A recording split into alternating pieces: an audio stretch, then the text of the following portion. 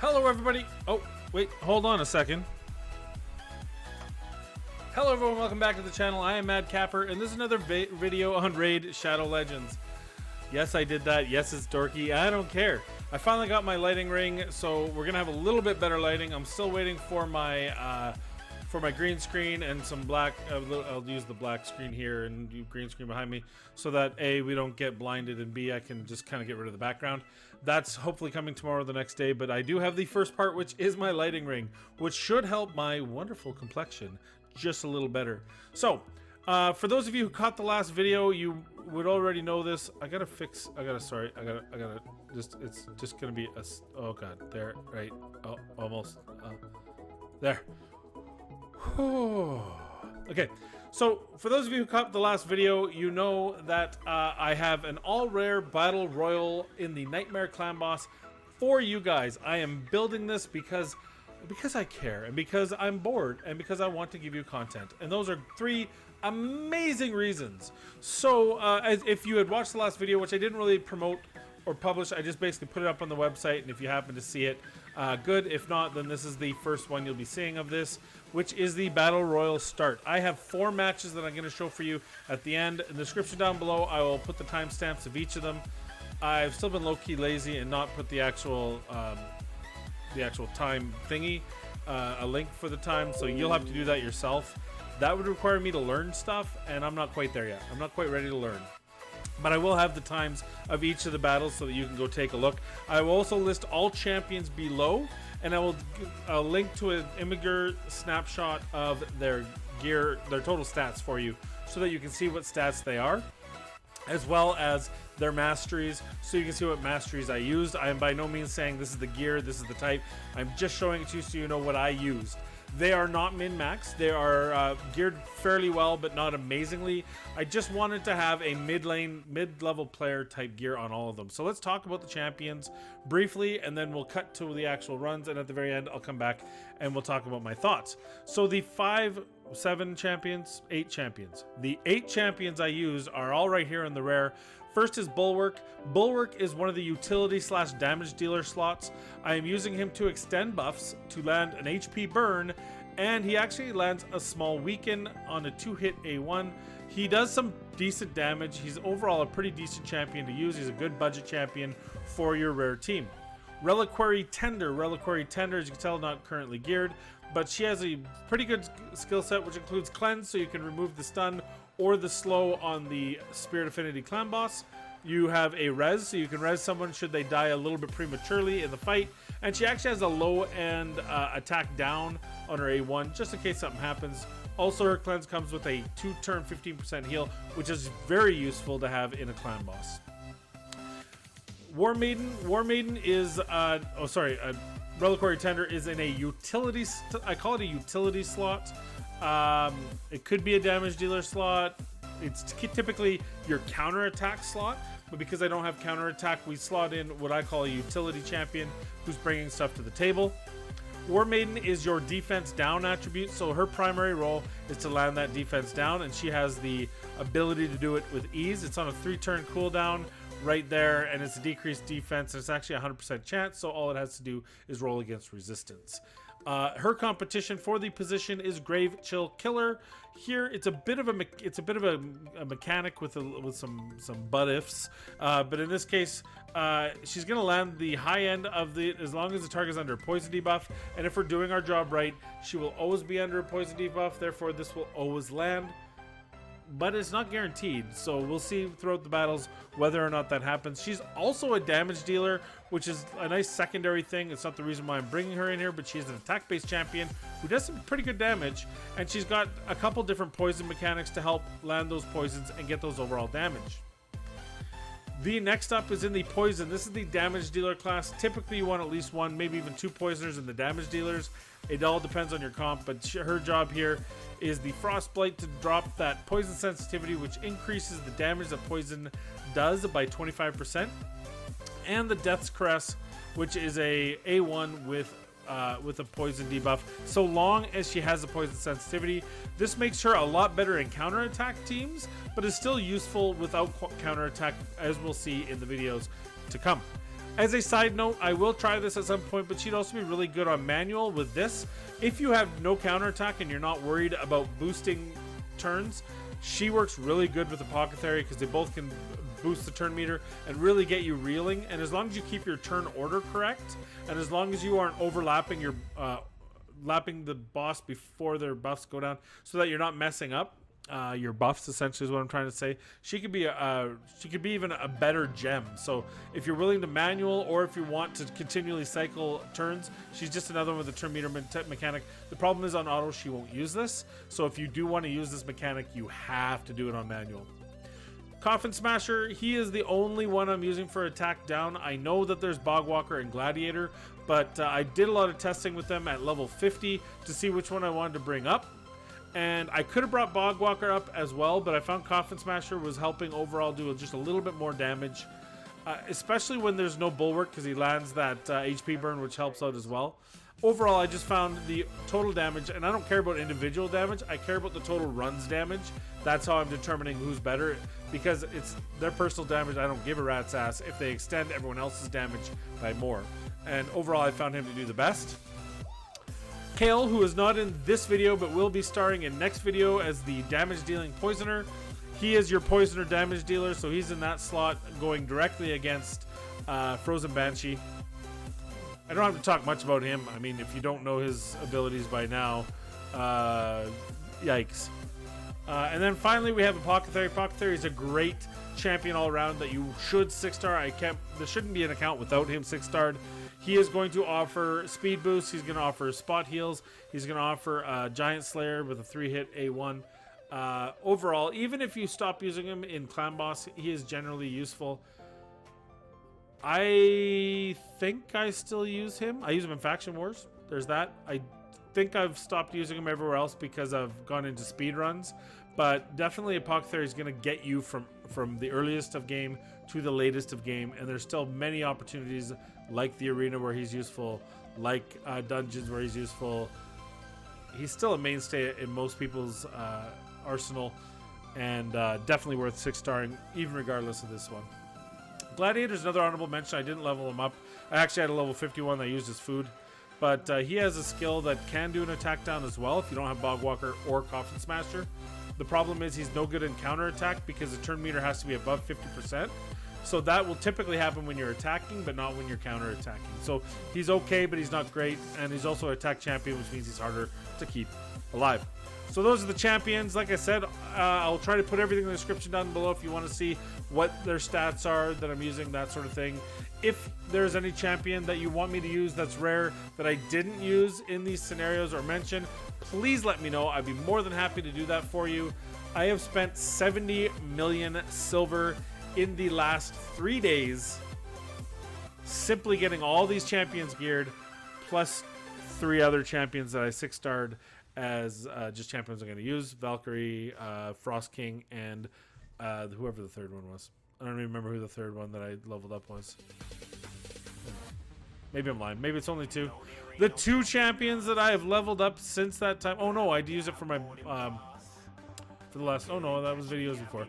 Okay, I lied. Only 2 champions since the last video. Oh no, sorry, 3. War Chief. I brought War Chief up for Faction Wars. He got me 1 level. I don't want to talk about it. Anyway, so I'm going to cut to the videos, and then we're going to come back at the end, and I'm going to give you an overall kind of my final thoughts on the first round.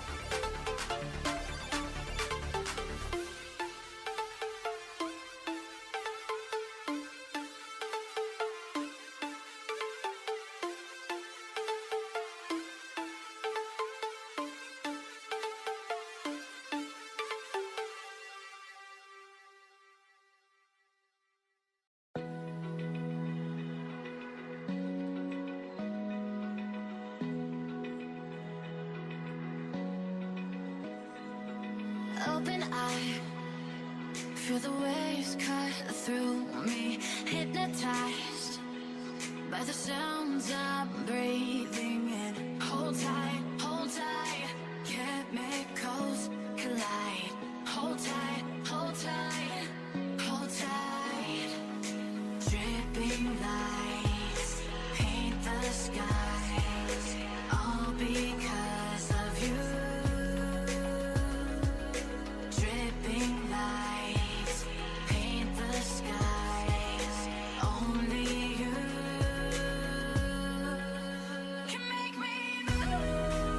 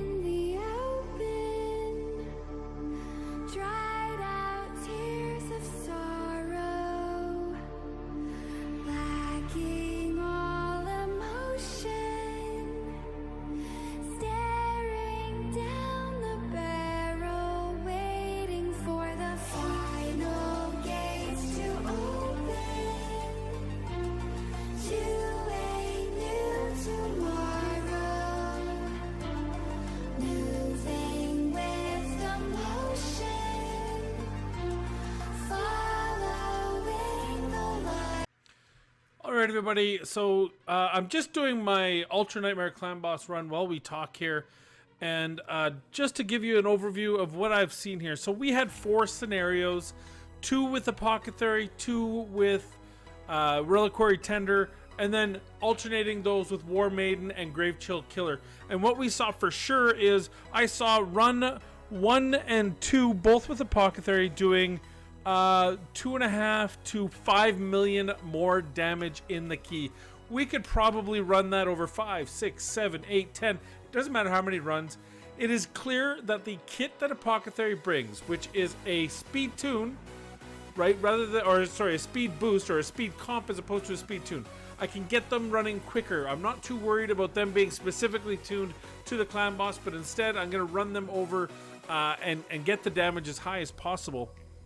That's going to help. Plus, he's got that Giant Slayer A1, which is going to give him more damage, and the spot heals seem to be generally more useful than having that overall continuous 15% heal.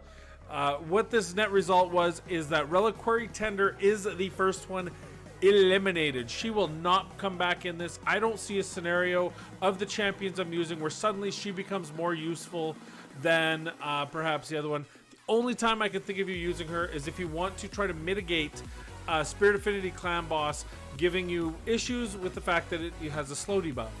Any other scenario, I think that Apothacary is just the better choice. And frankly, even on the Spirit, I am willing to bet that Apothacary is a better choice. He is a strong affinity to that particular clan boss. And who cares if you're getting speed tuned out of speed tune, because you're not being speed tuned. You aren't up against a counter attack. So overall, definitely Apothacary moves on to the next round.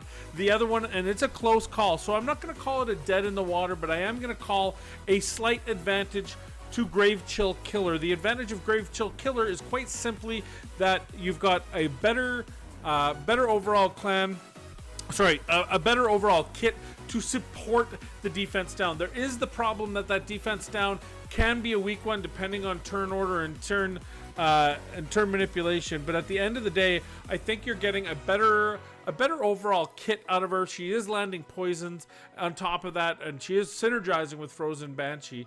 And double to that is when we move on to the final phase of min-maxing it, and we decide, okay, now we're going to put a counterattack on this team, which is the next step. When I do that, I think the two of them are going to synergize way better than just Warmaiden, but I'm not writing Warmaiden off. I'm going to keep her as a possible in the mix. When we move Bulwark out, we're going to do some different ones, and if I see any damage that looks like it suddenly slipped quite a bit, I will throw in Warmaiden, possibly to see what happens.